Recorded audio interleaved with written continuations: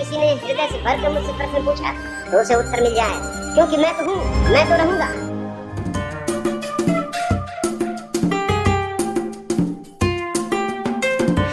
मुल्ला नसरुद्दीन पर अदालत में मुकदमा था। उसने गांव के सबसे सीधे साधु आदमी को लूट लिया। मजिस्ट्रेट ने कहा कि नसरुद्दीन थोड़ी तो शर्म खाते, तुम्हें गांव में कोई और लूटने को न मिला। ये सीधा साधा आदमी, ये जो गांव का सबसे सीधा साधा आदमी, ये एक नमूना है सतयुग का। इसको तुमने लूटा। नसरुद्दीन ने कहा मालिक आप भी क्या बात कर रहे हैं, इसको मैं ना लूटूं तो किसको लूटूं? यही भर लुट सकता है इस गांव में, बाकी तो सब पहुंचे हुए लोग। मेरे सामने एक जोशी रहते थे एक गांव में, जिसकी गांव में कोई भी कुंडली न मिला सके विवाह इत्यादि के समय, वो उसकी मिला देते थे। मैंने उनसे पूछा कि आप गजब के जोशी मालूम होते, क्योंकि मैं देखता हूँ आपके पास सिर्फ ऐसे ही मरीज आते हैं जिनका कहीं इलाज नहीं, जिनकी कोई कुंडली मिला नहीं सकता। सब ब्राह्मण कहते हैं भाई इनकी कुंडली मिलती है, विवाह नहीं हो सके। उन्होंने मुझसे कहा आपसे क्या छिपाना, जो फीस चुकाने को राजी, हमें क्या लेना देना कुंडली से, हम मिला ही देते। फीस चुकाने को राजी होना चाहिए, फीस हमारी ज्यादा है। जहाँ दूसरे 1 रुपए में मिला देते, वहाँ हम 5 में मिलाते, मगर हम ऐसी मिला देते हैं जिनको कोई दुनिया में न मिला सके। मिलाना अपने हाथ में, फीस चुकनी चाहिए, हमें लेना देना क्या है। और फिर वो कहने लगे कि जिनकी कुंडली मिल मिल के भी विवाह होता है वे भी कहाँ मिल पाते, तो झंझट में पड़ने से सार भी क्या है। कितनी तो कुंडली मिल मिल के विवाह होते, दुनिया में सभी विवाह कम से कम इस देश में तो कुंडली मिल के ही होते, मगर कौन मिल पाता है। पति पत्नी में ऐसी कलह चल रही है, इससे सारी कुंडलियां गलत सिद्ध हो चुकी हैं, फिर भी तुम्हें दिखाई नहीं पड़ता। पति पत्नी में सिवाय कलह के कुछ भी नहीं हो रहा, चाहे कुंडली कितनी ही मिली हो, मिलन कहाँ। तो मैंने कहा ये बात तो मुझे भी पसंद पड़ी, तो फिर हर्जी क्या है, 5 रुपए अपने को भी मिल गए, इस बेचारी की भी झंझट मिटी, इसकी भी कुंडली मिल गई, हमारा भी फायदा है, इसका भी फायदा, फायदा ही फायदा है, नुकसान कुछ मालूम होता नहीं। मुल्ला नसरुद्दीन एक दिन बाजार से अपने गधे पे बैठा जा रहा तेजी से। किसी ने पूछा कि नसरुद्दीन बड़ी तेजी से जा रहा है, कहाँ जा रहा है? उसने कहा गधे से पूछ लो, क्योंकि ये गधा बड़ा जिद्दी है और बीच बाजार में बंद करवा देता है। अगर मैं इसको बाएं ले जाऊं तो नहीं जाएगा, और जहां इसने बाजार देखा, लोग देखे, फिर तो ये बड़ी अकड़ में आ जाता, बड़े तैस में आ जाता। तो पहले जब नया नया लिया था तब तो मैं ये भूल कर लेता था कि इसको जहां ले जाना वहां ले जाने की कोशिश करता था। उसमें गाँव में हंसी होती, बाजार में लोग कहते अरे मुल्ला तुम्हारा गधा तुम्हारी नहीं मानता, और जितनी मेरी बद्ध होती उतना यह करता जाता। अब मैंने एक तरकीब सीख ली, जैसे ही बाजार आया कि मैं इसे छोड़ देता हूँ लगाम, चलो बेटा जिस तरफ जाओ वही मुझे जाना है, अब देखें कि कैसे तुम बगावत करते हो। मुल्ला नसरुद्दीन एक दिन छाता लेके बाजार की तरफ जा रहा था, बीच में पानी आ गया, तो उसके साथी ने कहा कि नसरुद्दीन छाता खोल क्यों नहीं लेते? उसने कहा छाता खोलने से कोई सार नहीं, छाता टूटा हुआ और छेद ही छेद। तो उसने कहा तो फिर इसको बड़े मियां सांप क्यों लिए फिर रहे? तो मुल्ला नसरुद्दीन ने कहा मैंने सोचा कौन जाने पानी गिरने लगे। ऐसी हालत है अंधविश्वासी की। छाता है काम का नहीं है, कोई हर्जा नहीं, मगर छाता जैसा तो दिखाई पड़ता ही है कम से कम, कौन जाने पानी गिरने ही लगे। तुमने उस स्त्री की कहानी तो सुनी ना, जिसने चूड़ियां खरीदी थी नहीं, और महीने भर चटकाती फिरी, बजाती फिरी, मगर किसी ने न पूछा, तो उसने अपने घर में आग लगा ली। और जब छाती पीट पीट के खूब हाथ हिला हिला के चिल्लाने लगी कि बर्बाद होगी बर्बाद होगी, तब एक स्त्री ने उससे पूछा कि भाई और तो सब ठीक है, बर्बाद तो तू होगी, मगर चूड़ी कब खरीदी? उसने कहा ना समझ, अगर पहले ही पूछी होती तो घर में आग क्यों लगती। मुल्ला नसरुद्दीन चला जा रहा था, रास्ते से नुमाइश भरी थी, भीड़ भाड़ थी, पहने चूड़ीदार पजामा और अचकन और गांधीवादी टोपी, और बिल्कुल पहुंचा हुआ भगत मालूम हो रहा था। एक सुंदर सी स्त्री दिखाई पड़ गई, बूढ़ा हो गया और कहता है जगत इत्यादि सब माया है, मगर जब एक सुंदर स्त्री दिखाई पड़ जाता है ऐसे सिद्धांतों की बातों में कौन पड़ता है। एक धक्का दे लेने का मन हो ही गया, मन ही तो है, धक्का दे दिया। उस स्त्री ने भी चौंक के देखा, उम्र होगी कम से कम उसके पिता के बराबर मुल्ला नसरुद्दीन की। कहा कि शर्म नहीं आती, बाल सफेद हो गए।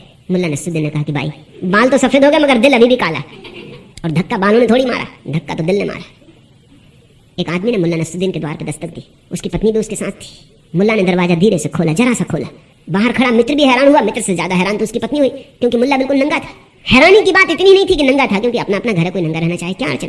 एक टोप भी लगाए हुए था, नंगा और टोप लगाए, ये और एक हैरानी की बात थी। पत्नी से न रहा गया, पत्नी ने कहा और तो सब ठीक है, आपका घर है, आपको जैसे रहना और रहे, मगर ये टोप। मुल्ला ने कहा ये ना पूछो, इसके पीछे भी राज है। उसने कहा आप बताई दो नहीं तो ये जिज्ञासा हमें खाए जाएगी, रात भर सो भी ना सकेंगे। मुल्ला ने कहा नंगा इसलिए हूँ कि इस समय घर मुझे मिलने कोई आता ही नहीं। तो फिर टोप क्यों लगाया? तो उसने कहा कि कभी भूल चूक से कोई आ ही जाए, इसलिए। मुल्ला नसरुद्दीन से उसका एक मित्र कह रहा था कि कुछ लोगों से मैं बहुत परेशान हूँ, आ जाते हैं बहुत बोर करते, पड़ोसी हैं उनसे छुटकारा भी नहीं होता, शिष्टाचार बस उनको सुनना भी पड़ता है, और ऐसा बोर करते और वही वही बातें सुना चुके बहुत बार।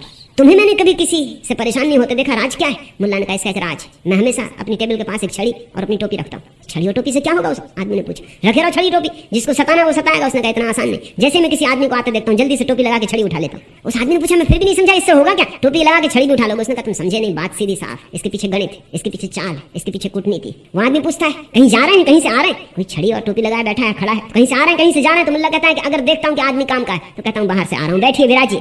और देखा कि आदमी बेकार में बोर करेगा तो कहता हूँ बाहर जा रहा हूँ, नमस्कार। मुल्ला नसरुद्दीन की पत्नी कई दिनों से बीमार चल रही थी, डॉक्टर इलाज कर करके थक गए थे। सबसे बड़े डॉक्टर को बुलाया, उसने कहा कि मैं दुखी हूँ नसरुद्दीन, कुछ किया नहीं जा सकता, बीमारी संघातक, पत्नी तुम्हारी अब दिन दो दिन बच जाए तो बहुत, मैं अत्यंत दुखी हूँ, कुछ किया नहीं जा सकता। नसरुद्दीन ने उसकी पीठ ठोकी और कहा कि नहीं नहीं, छी छी, आप दुखी ना हो, अरे जब 30 साल सह लिया तो 2 दिन और सह लेंगे। मुल्ला नसरुद्दीन अपने 5वीं मंजिल पर खड़ा था। वहाँ से पान की पिचकारी चला थी, थूक दिया। नीचे किसी भले आदमी के सिर पर उसकी पीक पड़ी। उस भले आदमी ने ऊपर देख के चिल्लाया कि मुल्ला, आप नीचे देखकर नहीं थूकते। मुल्ला बोला, आप ऊपर देखकर क्यों नहीं चलते?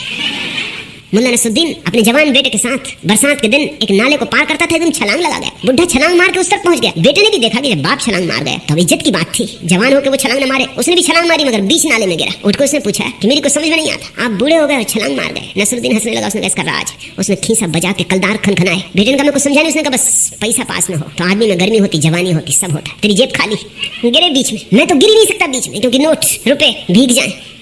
मुल्ला नसरुद्दीन एक दिन डॉक्टर के घर गए। डॉक्टर ने कहा कि देखो नसरुद्दीन, तुम्हें अपनी जीवनचर्या बदलनी होगी। भोजन में ये चीजें छोड़ दो, और शराब एक बार से ज्यादा सप्ताह में नहीं पीना, और सिगरेट बस 2 सिगरेट रोज, इससे ज्यादा नहीं। नसरुद्दीन 3 सप्ताह के बाद आया, जैसा कि डॉक्टर ने कहा था आना। उसकी हालत और भी खराब थी। पहले तो खुद ही चलता हुआ आया था, उसके दोनों बेटे उसको हाथ का सहारा देकर लाए। डॉक्टर ने कहा, तुम्हारी हालत तो नसरुद्दीन और भी खराब होगी। मालूम होता तुमने मेरी सलाह नहीं मानी। उसने कहा, तुम्हारी सलाह मानने का परिणाम, शराब तो ठीक किसी तरह में पी गया, मगर वो 2 सिगरेट रोज मेरी जान ले रही। मैंने कभी जिंदगी में सिगरेट पी नहीं। मैंने सुना कि मुल्ला नसरुद्दीन लौट रहा था यात्रा से, हज करके लौट रहा था। जहाज डूबने लगा, पानी का जहाज, पुरानी जमाने की कहानी। बड़ी मुश्किल हो गई, ऐसा तूफान कि सारे लोग बस आखिरी नमाज करने बैठ गए। मुल्ला ने भी आखिरी नमाज की। अब सब जा ही रहा था तो उसने कहा कि हे प्रभु, अगर बचा ले तो सब दे दूंगा। मैंने वो जो 9 लाख की अटारी बनवाई है वो भी दे दूंगा। और लोग भी चौंके सुन के, क्योंकि वो 9 लाख की अटारी तो मुल्ला दीवाना था उसके पीछे। वो दे देगा, उसको दान कर देगा। ये किसी को भरोसा ना आया, लेकिन अब ऐसी कठिन क्षण में परमात्मा को भी लालच लोभ देना पड़ता है। कोई खुशामद यहीं थोड़ी चलती, लोग सोचते वहां भी चलती। कोई रुस्बत यहीं थोड़ी चलती, लोग सोचते हैं वहां भी चलती। तो उसने सारा दांव लगा दिया। उसने कहा कि 9 लाख की अटारी देखते हो, जिंदगी लगा दी इसको बनाने में। दान कर दूंगा, गरीबों में बांट दूंगा। संयोग की बात, नाव बच गई। अब मुल्ला परेशान हुआ। लोग भी कहने लगे कि मुल्ला, सबने सुन लिया है और हज करके आ रहे हो, कुछ ख्याल करना। अब मुल्ला बड़ी मुश्किल में। मन में तो होने लगा कि नाव डूब ही जाती तो अच्छा था। ये कहाँ की झंझट मोल ले ली, मगर कहा कि ठीक, एक दफा किनारे पे पहुंच जाए, फिर देखेंगे। किनारे पे पहुंच के वो टालाटूल करने लगा कि अब करेंगे तब करेंगे। खोजबीन में रहा कि कोई तरकीब निकाल ले। आखिर सारे गांव ने इकट्ठे होकर कहा कि भाई ये बात जाती कि गांव को भी ईर्ष्या तो हो ही रही थी। वो 9 लाख की अटारी देख के सभी की छाती जली जा रही थी। ऐसा मौका कोई छोड़ना भी नहीं चाहता था कि अब इसकी ठीक से लानत मलामत करो, या तो दान करो इसको, या स्वीकार करो कि तुम अपराधी हो, परमात्मा को कहते हो और मुकर रहे हो। मगर मुल्ला भी एक होशियार, उसने कहा कि दान करेंगे। कल सुबह अटारी नीलाम करते और जो पैसा आया गरीबों में बांट देंगे। दूसरे दिन अटारी नीलाम हुई, मगर एक बड़ी हैरानी हुई। सारे गांव के लोग इकट्ठे हो गए देखने इसको। दूर दूर से लोग खरीदने वाले आए। मुल्ला ने कहा कि ये रही अटारी, और अटारी के सामने बांध दी एक बिल्ली। लोग पूछे बिल्ली किस लिए? दोनों साथ ही बिकेंगे। बिल्ली के दाम 9 लाख रुपया और अटारी का दाम 1 रुपया। लोगों का हद कर रहे हैं, बिल्ली के दाम 9 लाख रुपया, 9 लाख की अटारी है, तुमसे भूल हो रही है। उसने कहा भूल मुझे कुछ नहीं हो रही, जो मैं कराऊं वो ये। दोनों साथ जिसको खरीदना वो खरीद ले। 9 लाख की बिल्ली है, 1 रुपए की अटारी। लोगों ने सोचा हमें क्या मतलब कि बिल्ली में दाम लगे कि अटारी में 9 लाख की अटारी मिलती है और 1 रुपए की बिल्ली चलेगी। लोगों ने ये सोचा हमें क्या लेना देना, खरीदारों ने खरीद ली। मगर गांव बड़ा हैरान था कि मामला क्या है। जब सब खरीद लिए 9 लाख तो मुल्ला ने अपनी जेब में रखे और 1 रुपया दान कर दिया। देखते हो चालबाजी है, आदमी की बेईमानी है। परमात्मा को भी मौका आ जाए तो धोखा देने में वो छोड़ेगा नहीं। परमात्मा भी रह गया होगा सिर पीट के, उसने भी सोचा हुआ वाह। मुल्ला नसरुद्दीन ने अपने मनोचिकित्सक को कहा कि मेरे बच्चे में कुछ गड़बड़, कुछ ठीक करना पड़ेगा, आप कुछ फिक्र करें। चिकित्सक ने पूछा क्या गड़बड़ है, क्या तकलीफ है? उसने कहा कि वो दिन भर अपनी गुड़िया को ही लिए रहता है। तो मनोवैज्ञानिक ने कहा बच्चा है, इसमें कुछ खराबी नहीं है, इसमें कोई रोग नहीं, बड़ा हो जाएगा, सब ठीक हो जाएगा, खेलने दो। मुल्ला ने कहा वो तो ठीक है, लेकिन फिर मुझे गुड़िया लेने का मौका नहीं मिलता। मुल्ला नसरुद्दीन के घर एक मेहमान आने को थे, बड़े धनपति, मगर एक खतरा था, मुल्ला का छोटा बेटा। क्योंकि वो जो धनपति आ रहे थे उनकी नाक बहुत बड़ी थी, इतनी बड़ी कि नाक ही नाक दिखाई पड़ती थी। मुल्ला भी परेशान था, पत्नी भी परेशान थी कि बेटा कुछ ना कुछ कहना दे। कह रहे इतनी बड़ी नाक, और धनपति को ला रहे थे खुशामत के लिए, उससे कुछ काम था कि कहीं वो नाराज न हो जाए। और सबको पता था कि जो भी उसकी नाक के संबंध में बात उठा देता उससे वो नाराज हो जाता, क्योंकि उसकी नाक बड़ी कुरूप थी, बड़ी बेढंगी थी। तो दोनों ने कई दिन तक, 3-4 दिन तक बेटे को तैयार किया कि देख ख्याल रख और सब करना, नाक की बात मत छेड़ना, नाक की तरफ देखनी मत, तू इधर उधर देखना मगर नाक मत देखना। बेटा भी हैरान था कि नाक में ऐसा क्या होगा। 3 दिन हो गए शिक्षण देते देते देते, फिर भी डरे थे, क्योंकि बच्चे कितना ही समझाओ, उनको पाखंडी बनाना बड़ा मुश्किल होता। दोनों संकित थे, कप रहे थे। आखिर धनपति आया, मुल्ला ने स्वागत किया, विराजो, पत्नी ने स्वागत किया, लेकिन दोनों डरे, बच्चे पर नजर रखे, वो नाक तो नहीं देख रहा और बच्चा एकदम नाक ही देख रहा है और कुछ देखते नहीं। अगर उसने न कहा होता तो शायद वो और कुछ भी देखता, शायद उसने एक आधा नाक देख ली होती, समझा होता कि ठीक है, हर तरह की चीज दुनिया में होती है, बच्चों को कोई अड़चन ऐसी खास आती नहीं। मगर वो एकदम एक टकटकी लगाया और कहीं देखे नहीं, आंख की पलक भी ना झपे। 3 दिन जिसको समझाया हो, घबराहट बढ़ती गई, मगर बेटा कुछ बोला नहीं। इतनी सांत्वना थी कि कुछ बोल नहीं रहा है, मगर घबराहट बढ़ती चली गई। पत्नी भोजन परोस रही है, मगर हाथ कपड़ा कि ये उसकी नाक की तरफ ही देख रहा। उसे ये भी नहीं कह सकते कि नाक की तरफ मत देखो।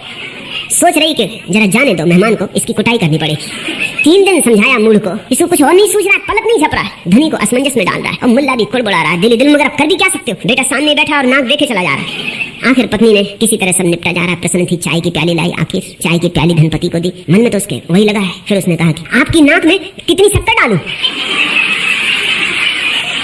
नाक ही नाक, नाक ही नाक। छिपाए छिपती नहीं बात। एक गांव के गंवार ने शादी की। शहरी होता तो इतनी हिम्मत नहीं रख सकता था। गांव का गंवार था, पत्नी को लेके चला वापस। घोड़ा गाड़ी थी उसके पास, घोड़ा बीच में अटक गया। उसने एक कोड़ा मारा घोड़े को और कहा कि एक। घोड़ा एकदम चल पड़ा, फिर अटका। उसने फिर उसे 2 कोड़े मारे और कहा 2। पत्नी बैठी बैठी सुन रही थी कि हो क्या रहा है। फिर तीसरी बार घोड़ा अटका, वो उतरा नीचे, निकाली उसने बंदूक और घोड़े को वहीं मार दी गोली। धड़ाम से घोड़ा नीचे गिर गया। 2 दफे चेतावनी दे दी, पर्याप्त। अब तीसरा मौका आ गया। पत्नी ने कहा ये तुमने क्या किया? उसने कहा 1। बस फिर उसके बाद 2 की नौबत नहीं आई। एक झील के किनारे मुल्ला मछली मार रहा था। झील के सामने तख्ती लगी कि मछली मारना सख्त मना है, जो भी मछली मारेगा मुकदमे चलाया जाए। मगर ऐसी झीलों में तो मछलियां मिलती, जहां सभी मछलियां मार रहे हैं वहां क्या खाक मिलेगा? दिन भर बैठे रहो बंसी लटकाए, राम राम जपो, कुछ नहीं होता। ऐसी झीलों में मुल्ला बहुत मछलियां मार चुका, कभी कुछ नहीं मिलता। और शाम को जाके मछली वाले से उसको मछली लेनी पड़ती, क्योंकि पत्नी को तो दिखानी पड़ेगा कि मार के आए, नहीं तो वो कहेगी दिन भर बर्बाद किया। वो जाता है मछली वालों की दुकान पर, बाहर खड़े हो कहता है भाई जरा मछली फेंक देना। मछली वाला पूछता है मछली फेंक क्यों देना, ले क्यों नहीं लेते हाथ में? उसने कहा कि चाहे कुछ भी हो जाए, मछली पकड़ सकूं या ना, लेकिन झूठ कभी नहीं बोलूंगा। पत्नी से जाके कहना है कि मछली पकड़ी है, तुम फेंको तो मैं पकड़ लूं। झूठ में नहीं बोल सकता। इधर तो मछलियां ही मछलियां थी, उसने फिक्र छोड़ दी तख्ती की। ऐसे समय में कोई तख्तियां नीमो इत्यादि की फिक्र करता है, कौन पकड़ने वाला देखा जाएगा जब जो होगा। मजे से मार रहा था मछलियां। तभी मालिक आ गया, बंदूक लिए पीछे आके खड़ा हो गया, कहा कि मेरी तरफ देखो। तख्ती देखते हो? मुल्ला ने तख्ती देखी, कहा क्या देखता हूं। तो यहाँ क्या कर रहे हो? कहा मछलियों को तैरना सिखा रहा हूं। अब और क्या करोगे? तो कांटे में आटा क्यों लगाया? तो उसने कहा मछली बिना उसके तैरना नहीं सीखती, इसलिए कांटे में आटा लगाया। मछली फंसे फिर उसको तैरना सिखा दो। एक साहब बेहद कंजूस थे। एक दिन वे सुबह सुबह उदास सिर झुकाए बैठे थे तो उनके एक दोस्त ने पूछा भाई क्या बात, क्यों उदास? उन्होंने उत्तर दिया पहले 15 रुपए किलो घी मिलता था और अब 10 रुपए किलो घी हो गया। यह सुनकर दोस्त ने कहा फिर तो तुम्हें खुश होना चाहिए, 1 किलो घी लेने पे 5 रुपए बचेंगे। उन सामने का यही तो दुख है, पहले मैं घी न खा के 15 रुपए बचाता था और अब केवल 10 रुपए बचेंगे। मुल्ला नसरुद्दीन का बेटा घर आया, उसने अपने बाप से कहा कि सुनते हो आज मैंने 8 आने बचाए। बस में नहीं बैठा, बस के पीछे दौड़ता आया। मुल्ला ने उसको 2 चपत रसीद की, एकदम 2 चपत रसीद की कि उल्लू के पट्टे, अगर बचाना ही था तो टैक्सी के पीछे भागना था, 3.5 रुपए बचते, अठन्नी बचा के आ गए। एक साहब एक शानदार होटल में पहुंचे और उन्होंने उम्दा कीमती खाना खाया। जब बैरा बिल लाया तो उन्होंने पैसे देने से इनकार कर दिया। बैरा मैनेजर के पास पहुंचा, उसे सारी बातें बताई। मैनेजर ने आके उनकी अच्छी तरह मरम्मत की। मार खाकर वे कराहते हुए दरवाजे की तरफ बढ़ रहे थे कि अचानक बैरे ने झपट कर उनके मुंह पर 2 घूंसे रसीद किए। मैनेजर ने बैरे को डांटा, जब मैं मार चुका हूं तो तुम्हें मारने की क्या जरूरत पड़ी? बैरे ने कहा जी वो तो आपने अपना बिल वसूल किया, मुझे भी तो अपना टिप वसूल करने की। एक सर्द सुबह की बात, एक हाथी धूप ले रहा है, एक चूहा भी उसे देखने चला आया। उसने चारों तरफ उसके चक्कर लगाए, फिर उसने ऊपर सिर उठा के हाथी से कहा कि भाई तुम्हारी उम्र कितनी? हाथी ने कहा मेरी उम्र 2 साल। था तो 2 साल का ही बच्चा, लेकिन हाथी तो हाथी। चूहा कुछ सोच विचार में पड़ गया। हाथी ने पूछा कि और भाई तुम्हारी उम्र कितनी? तो चूहे ने कहा कि उम्र तो मेरी भी 2 ही साल, मगर मेरी तबीयत जरा ठीक नहीं रहती। 2 गधे धूप में खड़े थे। एक गधा बड़ा प्रसन्न हो रहा था, दुलत्ती झाड़ रहा था और लौट रहा था। दूसरे ने पूछा कि बड़े आनंदित हो, बड़े मस्त हो, बात क्या है? सदा तुम्हें उदास देखा, आज बड़े आनंद मग्न हो रहे हो, बात क्या है? उसने कहा कि बस मजा ही मजा है, आ गई सौभाग्य की घड़ी जिसकी प्रतीक्षा थी। दूसरे गधे ने पूछा कि हुआ क्या, कुछ कहो भी, पहेली न उलझाओ और सीधी सीधी बात कहो। उसने कहा बात यह है कि मैं जिस धोबी का गधा हूँ उसकी लड़की जवान हो गई। दूसरे गधे ने कहा लेकिन उसकी लड़की के जवान होने से तुम क्यों मस्त हो रहे हो? उसने कहा तू सुन तो पहले पूरी बात। जब भी लड़की कुछ भूल चूक करती तो धोबी गुस्से में आ जाता, कहता कि देख अगर तूने ठीक से काम न किया तो गधे से शादी कर दूं। अब बस दिन 2 दिन की बात है, किसी भी दिन जिस दिन लड़की ने कोई बड़ी भूल की और धोबी गुस्से में आ गया, और तुम तो जानती हो मेरे मालिक को कि कैसा गुस्से में आता है, कि जब मुझ पे गुस्से में आ जाता है तो ऐसे डंडे फटकारता है कि जिस दिन भी जोश में आ गया उस दिन ये शादी हुई ही हुई है। अब सौभाग्य का दिन आ गया, मगर तुम उदास ना हो, बारात में तुम्हें भी ले चलेंगे। मुल्ला नसरुद्दीन अपने गांव के महाकंजूस सेठ के पास मस्जिद के लिए कुछ दान मांगने गए। उस सेठ ने कभी किसी को दान दिया ही नहीं था। उसकी यही ख्याति थी कि जीवन में उसने कभी किसी को दान नहीं दिया था। उस पर था बहुत, मगर वो एक से एक तरकीबें निकालता था। एक दफा कुछ लोग दान मांगने गए थे, उन्होंने कहा कि हम अनाथालय के लिए दान मांगते। तो उसने कहा सुनो, मेरी माँ 80 साल की बूढ़ी है और भूखों मर रही, मेरा भाई लंगड़ा है, दाने दाने को मोहताज, मेरी पत्नी बीमार पड़ी, दवा का भी इंतजाम नहीं। जो लोग आए थे दान मांगने वो तो बड़े हैरान हुए। उन्होंने कहा आप इतने कष्ट में, हमें मालूम नहीं था। उसने कहा कष्ट में मैं नहीं हूँ, मगर मेरी माँ 80 साल की है, उसकी मैं कुछ सहायता नहीं करता। मेरा भाई लंगड़ा है, उसकी मैं कोई सहायता नहीं करता। मेरी पत्नी बीमार पड़ी है, खाट से लगी, उसकी मैं दवा नहीं करता। तो जब मैं अपनों की नहीं करता तो मैं दूसरों की क्यों फिक्र करूं? होंगे अनाथ, मेरे घर में काफी अनाथ। बहुत तरह से लोगों ने कोशिश की थी, लेकिन कभी उसने किसी को दान दिया नहीं था। जब मुल्ला उसे दान मांगने गया और मुल्ला ने बड़ी करुण गाथा सुनाई कि मस्जिद बिल्कुल गिरी जा रही और उपासकों के ऊपर किसी दिन गिर जाएगी तो हत्या हो जाएगी और आपके रहते, तो उसने कहा एक काम कर, मेरी एक आंख नकली है और एक असली, तू बता दे कि कौन सी नकली। अगर तूने ठीक ठीक बता दिया तो मैं दान दूंगा। मुल्ला ने एक क्षण उसकी आंखें देखी और कहा आपकी बाईं आंख नकली। सेठ बहुत चौंका, कहा तूने जाना कैसे? उसने कहा कि जाना इसलिए कि बाईं आंख में थोड़ी दया ममता मालूम होती है,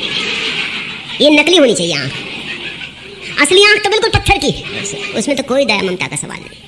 चलती ट्रेन के स्लीपर में ऊपर वाले मुसाफिर की नींद खुली तो झुककर नीचे वाले से बोला, भाई साहब क्या बजा है? 5:05 जवाब मिला। 5:05। थोड़ी देर बाद समझने की कोशिश कर चुनने के बाद उन्होंने फिर पूछा, भाई साहब कितना बजा है? 10:10 जवाब मिला। क्या 5:05 क्या 10:10 लगा रखा है? साफ साफ बताते नहीं कि टाइम क्या है? डांटते हुए ऊपर वाले मुसाफिर ने कहा। नीचे वाले ने अपनी घड़ी दिखाते हुए सफाई दी, भाई साहब जब छोटा कांटा है ही नहीं तो आप ही बताओ मैं क्या बताऊं? 5:05 5:10। एक ट्रेन में 2 यात्री साथ बैठे। एक ने पूछा दूसरे से विवाहित जीवन के बारे में, तुम्हें मेरे विचार मालूम? दूसरे यात्री ने कहा, क्या तुम विवाहित हो? पहला यात्री हाँ, तो दूसरे ने कहा, तो फिर मालूम। मुल्ला नसरुद्दीन की पत्नी उससे पूछ रही थी, क्या तुमने कभी सोचा मुल्ला कि यदि मेरी शादी किसी और से हो जाती तो कितना अच्छा होता? मुल्ला ने उत्तर दिया, नहीं, मैं किसी व्यक्ति का बुरा क्यों चाहने लगा। मुल्ला नसरुद्दीन के बेटे की शादी होने वाली थी। मुल्ला ने उसे एकांत में बुलाया और कहा कि 2 बातें सदा ख्याल रखना, जीवन के अनुभव से कह रहा हूँ। अब तू विवाह कर रहा है इसलिए सार निचोड़ तुझे समझा देता हूँ। पहली बात, पत्नी को कोई भी वचन दे सदा पूरा कर। फिर मुल्ला कुछ झिझका। बेटे ने पूछा, और दूसरी बात? मुल्ला ने कहा, अब कहनी पड़ेगी और भूल के भी पत्नी को कोई वचन मत देना।